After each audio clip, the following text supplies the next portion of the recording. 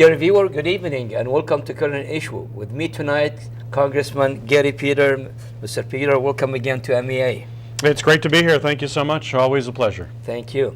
Tell us, how is the campaign going? As everybody know that Senator Carl Levin retiring and Congressman Gary Peter running for his office, and it seemed like after Thierry Wren and the National Republican Committee, they pulled the strength from her.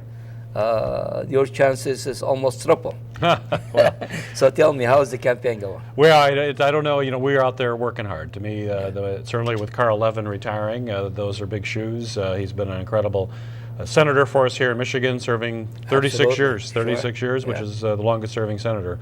So I'm humbled to be running for the U.S. Senate, but the campaign is going very well. We're up in the polls right now, but we don't take anything for granted. I believe you got to be out there, you got to campaign, you got to be out in the community, you got to be doing more listening than talking. And I take the job, as you know, of being a representative very seriously. And the only way you can be a representative is you have to be in the community. And we're traveling now all across the state of Michigan, which is a big state. So it takes time to travel from up in the Upper Peninsula and all the other places. And so it's not just about the greater Detroit area now, it's the whole state. Honestly, throughout your political career, and I know you for almost 25, 30 years, you've been committed to your job, to the issue that you believe in it. Give me two issues that is very important for you in this election.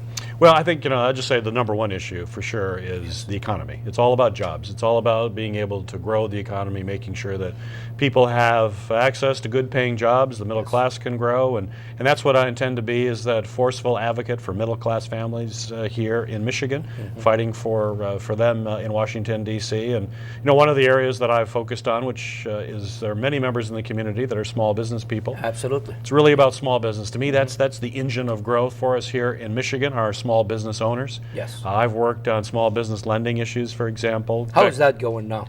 It's going very well. Are they losing up a little bit, the banks? Yeah, and we've been in the proposal that I wrote, which was the State Small Business Credit Initiative, which helps states around the country and provide loans to some businesses that might not otherwise qualify for a loan, and yet we know that they would be successful, they'd grow, they'd create jobs. That State Small Business Credit Initiative that I authored has already been credited with over 6,000 jobs here in the state of Michigan, over 50,000 jobs all across the country. And so as a United States Senator, I hope to continue that work that I started in the House and make sure that our small business owners have the resources they need to grow their business. So to me, that's number one. It's all about jobs, it's about the economy, and making sure that Michigan continues to be strong. Great. How about the road, which we have a major problem with it? Yeah, and roads funding is incredibly important. We have federal funding that comes into the roads right now. We need to have more certainty to that, but we're working to generate more revenue. In fact, I'm right now a co-sponsor on a piece of legislation that will deal with this practice. You've probably heard of this tax inversion. This is where companies that are American companies, and then they locate overseas in a way while still keeping all their operations here. So they can avoid paying taxes. Yes. We have a bill that says you can't do that anymore, and we're going to use that revenue to invest in roads to make sure we have the infrastructure in place. The other thing that I'm working on in addition to roads is also to make sure that we get some money for a customs plaza for the new international bridge, which is going to be very important for us. The more trade we do with Canada, the more our economy grows here in Michigan. Well, throughout your serving as a congressman, you work hard to bring business to Michigan. Not just from America, the different states, but from overseas. Are you continuing with that, and what's your vision toward that? Yeah, we definitely have to keep growing that and bringing folks here. And one of the things that, as you know, that I think is very important is immigration. And that's why I support comprehensive immigration reform. I believe that's really the strength. Certainly the community that we have here in Detroit is an example of people coming from around the world to start a business, to grow, to create jobs, to raise their family here, to pursue the American dream. And we benefit from bringing folks who are talented people who want to come to America to grow a business. So my mother is a naturalized citizen, and I believe in immigration. I believe that that's very important. So I support, there was bipartisan immigration reform that came out of the United States Senate. Unfortunately, it's stalled in the House right now, but I look forward as a United States Senator to make sure that we fix the problems that are there. We certainly have to make sure the border is secure, but at the same time, we've got to make sure that people who want to come here, who are anxious in pursuing the American dream, want to start a business, bring some unique talents that we could use in this country, they should be here. In fact, I'd rather be growing the American economy than seeing jobs go overseas because we may not have the people here. You know, we can't do that. We've got to stop outsourcing. We've got to make sure jobs stay in America. And that means we've got to make sure we have the best trained, best people in the world right here in our country. Great. Congressman, we have a crisis in the Middle East, in Iraq, in Syria, and especially for the Christian and the other ethnic minority.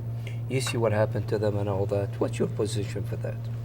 Well, it is very troubling, and certainly I work with the Chaldean community, the Christian community here, to make sure that we accommodate folks. I've worked on refugee reform bills as refugees that come to our country to make sure that that system works better. In fact, I'm right now dealing with some legislation to make sure that if refugees, when refugees come to the United States, that the resources that help resettle those refugees follow the refugee. Yes. As you know, especially in the Chaldean community, you may have folks who get sent to Kansas or Missouri or wherever it may be, but then they end up coming to the greater Detroit area because this is where the community is, this is where their family is, it's natural, and yet the resources stay in Kansas and Missouri. That makes no sense. We've got to, and certainly the community here always steps up to help refugees, which I feel a great deal of gratitude of the kind of civic mindedness we have.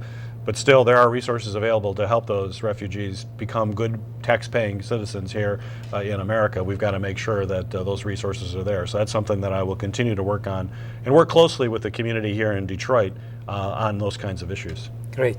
Well, I know you have short time, but you've been with the community, in the Middle Eastern community. You are in every event. You're tackling their issue, understanding their culture, everything. How the community, how you want them, especially we have less than a month for the election, how the community respond to you, and what do you ask in the community to work with you?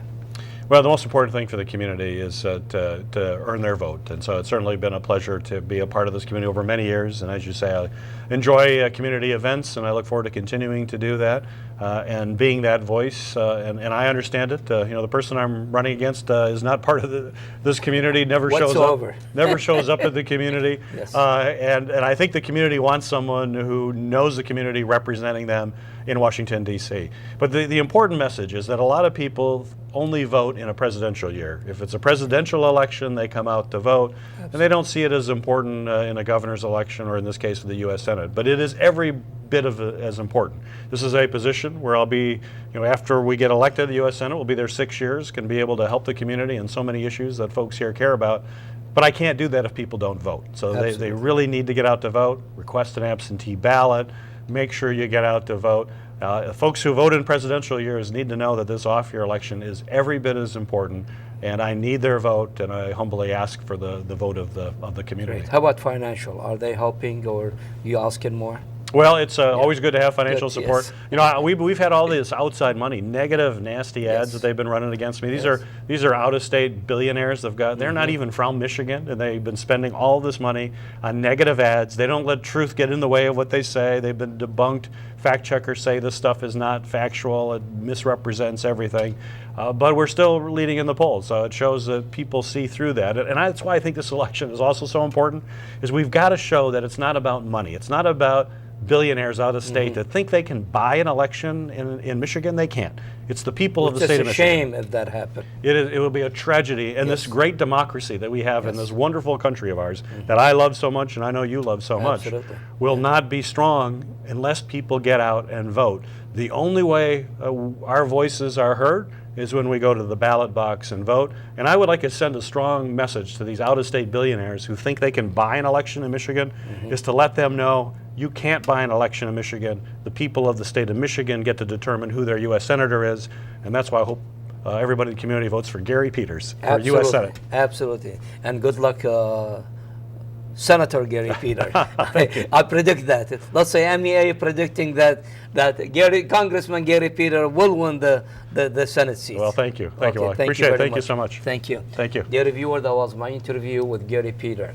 Gary Peter, that for the past 25 years been with the community in every event in the community. I know him when he was a city council in Southfield, and I grow up with the community. And since that time till now, Gary Peter been with the community, understanding their issue, trying his best to help the small business community, which is this community is part of it.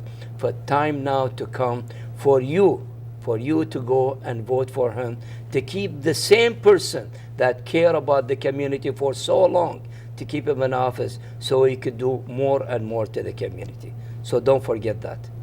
Thanks for watching, and good night.